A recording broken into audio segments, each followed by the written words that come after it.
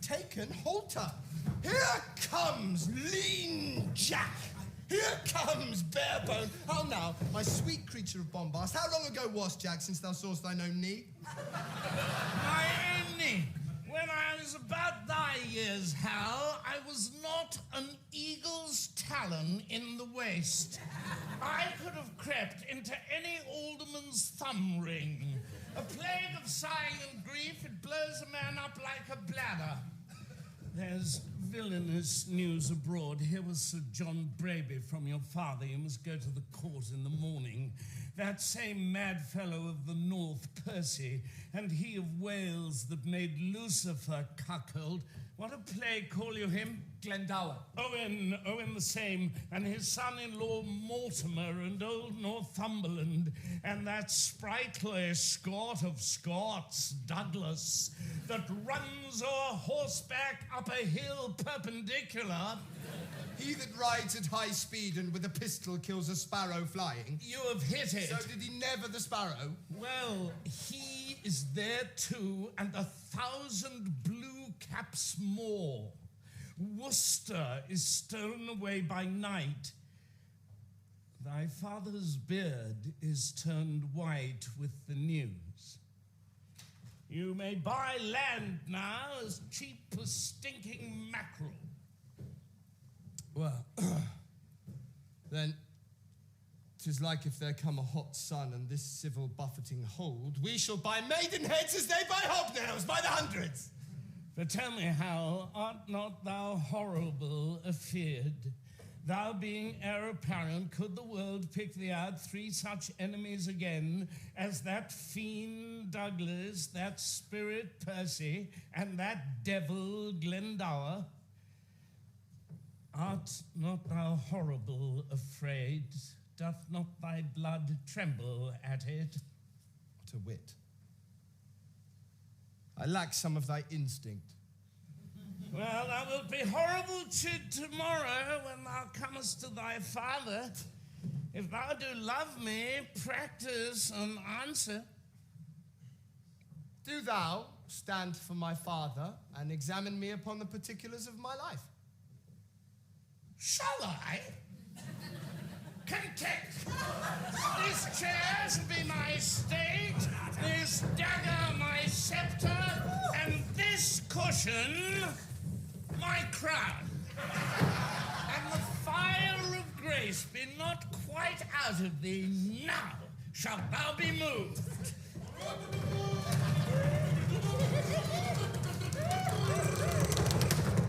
Give me a cup of sack to make mine eyes look red, that it may be thought I have wept. For I must speak in passion, and I will do it in King Cambyses' vein. Well, here is my leg. And here is my speech. Stand aside, nobility.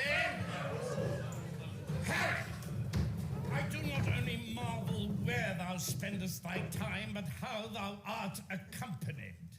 For though the chamomile, the more it is trodden, the faster it grows, yet youth, the more it is wasted, the sooner it wears. Oh, Jesu, this is excellent sport. Weep not, sweet queen, for trickling tears of vain. Father, how he holds his countenance. Thou art my son.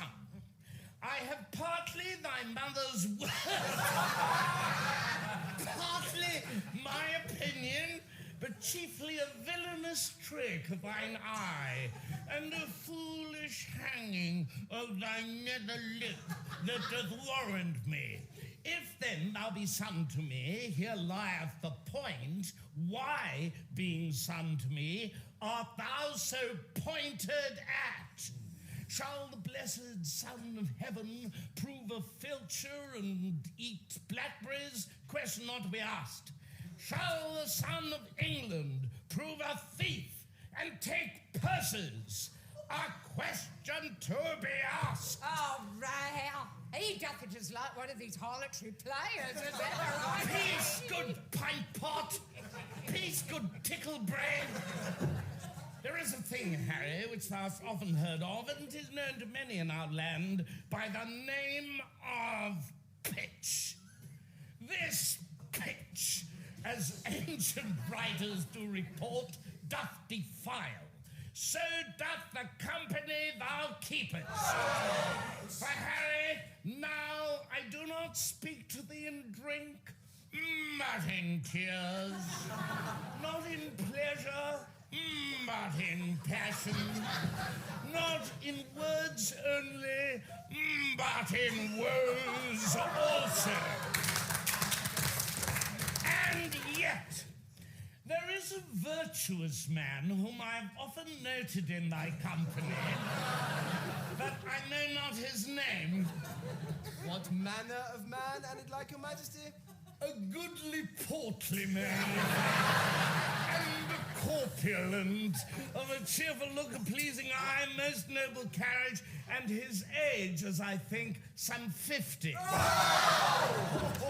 by a lady inclining to 70. And now I do remember me, his name is Falstaff.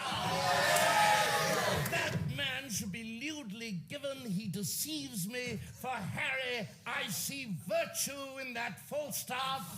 Him keep with, the rest banish. Dost thou speak like a king? Do thou stand for me, and I'll play my father. Depose me? Thou dost it half so gravely, so majestically, both in words and matter, hang me up by the heels for a rabbit sucker or a poulter's hair.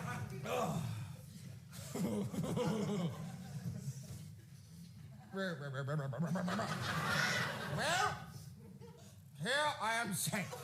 And here I stand, to judge my masters. No hurry. Whence come you? My noble lord, from East Cheese!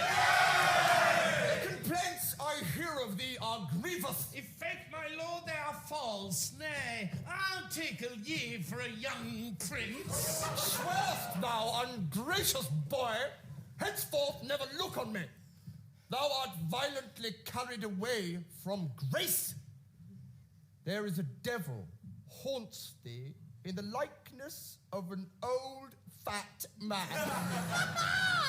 A ton of man is thy companion. Why dost thou converse with this trunk of humours?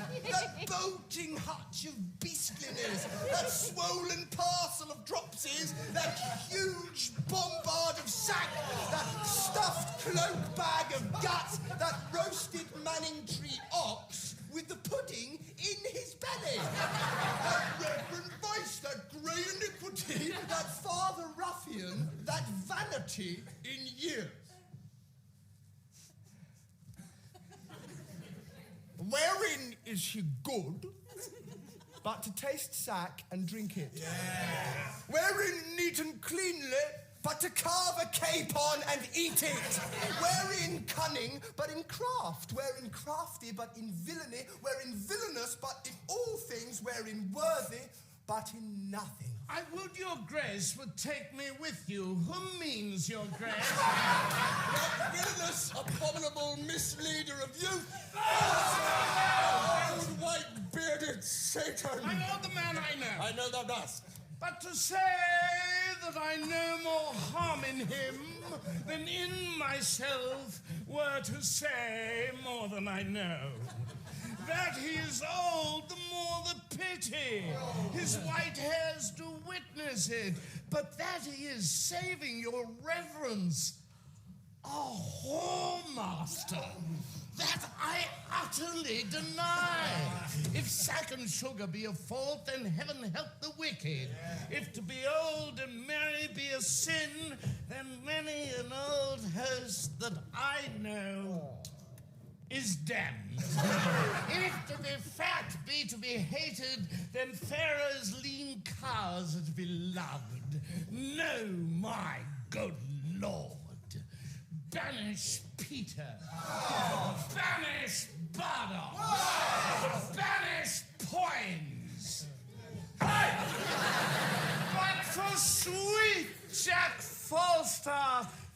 kind Jack Falstaff, true Jack Falstaff, valiant Jack Falstaff, and therefore more valiant being as he is, old Jack Falstaff, banish not him thy Harry's company.